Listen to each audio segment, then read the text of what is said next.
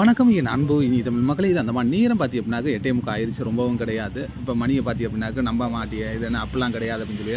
ஆனால் 8:45 தான். நல்ல மழை பெஞ்சிக்கிட்டு இருக்கு. இன்றைக்கி அமாவாசை வேறு. நான் சொல்லியிருக்கேன் ஏற்கனவே 8:45 பஸ்ஸுக்கு எந்த ஒரு வாகனம் இருக்காது, வெறிச்சோடி போய் கிடக்கும் அப்படிங்கிறது. இன்றைக்கி மழைனால சீக்கிரமாக எல்லாம் கிளம்பிட்டாக வச்சுட்டாங்க. இது வந்து பார்த்திங்கன்னா ஒரு மெரீன் பகுதி, கப்பல் கட்டுற துறைமுகம், கப்பல்லாம் போகுது வருதில்ல, அந்த இது உள்ள பகுதி. அதான் நீ வீடியோவில் பார்த்துக்கிட்டு இருக்கிறீங்க.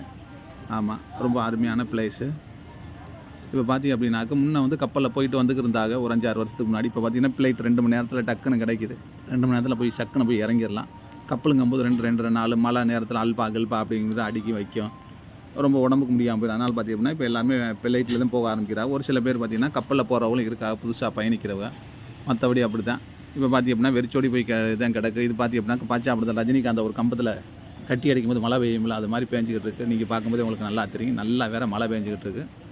ஒரு சைடில் நின்றுக்கிட்டு இருக்கேன், அதை வீடியோவில் பார்த்துருக்கேன்.